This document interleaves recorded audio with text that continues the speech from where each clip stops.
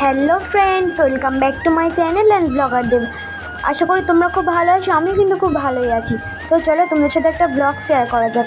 তো দেখো, আজকে আছে আমার দিদির বিয়ে। তো আমি সকাল সকাল উঠে রেডি হয়ে গিয়েছিলাম। তো তারপরে দেখো আমরা কিন্তু সকাল সকাল উঠে রেডি হয়ে এখন যাচ্ছিলাম আমরা পুকুরে জল সইতে।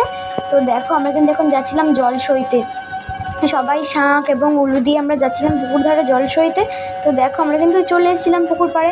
তো দেখো আমাদের এখানে পুকুরটা কতটা বড় না, কাদের কাদের ওখানে এত বড় পুকুর আছে আমাকে কিন্তু কমেন্টে জানাতে একদমই ভুলো না। তো তারপরে দেখো এখানে কিন্তু দিদির গায়ে হলুদের জন্য সব কিছু গুছিয়ে গাছে রেডি করা ছিল। তো তারপরে দেখো দিদি পায়ে কিন্তু আলতা পরে নিচ্ছিল। দেখো আলতা পরা কমপ্লিট হয়ে যেতে দিদি কিন্তু গায়ে হলুদ মাখার জন্য বসে পড়েছিল। তো দেখো এই হলো আজকে আমাদের বিয়ের কোণে। তো বিয়ের কোণটি কেমন লাগছে তোমরা প্লিজ কমেন্টে জানিও।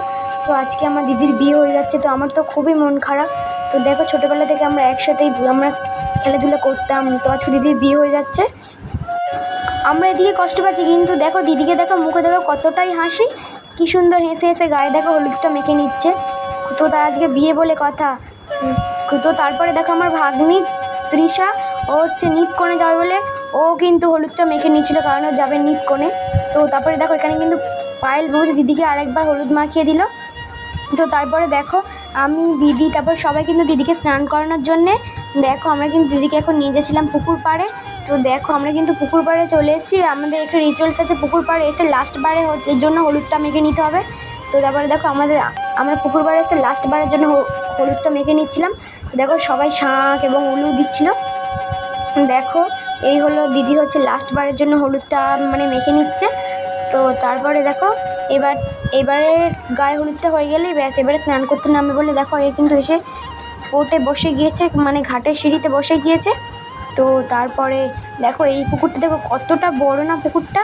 তো তারপরে দেখো আমরা সকালবেলা যেই ঘাটে জল সইতে এসেছিলাম সেই ঘাটে কিন্তু হলুদ মেখে স্নান করতে এসছে।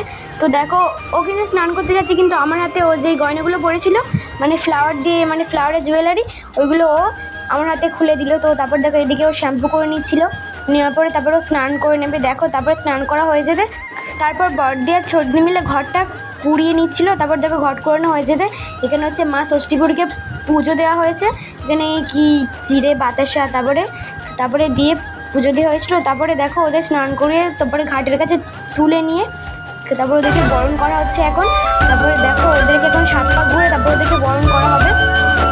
দেখো 7 পাক ঘুরে তারপর ওদেরকে বরণ করা হচ্ছে, বরণ করছে নিবেদিতা দি। তারপরে দেখো আমাদের এখানে রিচুয়াল কি বড় একটা হচ্ছে নারকেলের মোচ নিয়ে ওদের মানে শাড়ির আঁচলে বেঁধে দিয়েছে। তো গাইস আজকে ব্লগটা ছিল এইটুকুনি। তোমরা যদি এই ভিডিওর পার্ট 2 দেখতে চাও তাহলে তোমরা চ্যানেলটিকে সাবস্ক্রাইব করে ভিডিওটিতে লাইক করে কমেন্টে লেখো পার্ট 2। আমি অবশ্যই পার্ট 2 আনার চেষ্টা করবো। আজকের মতো বাবা।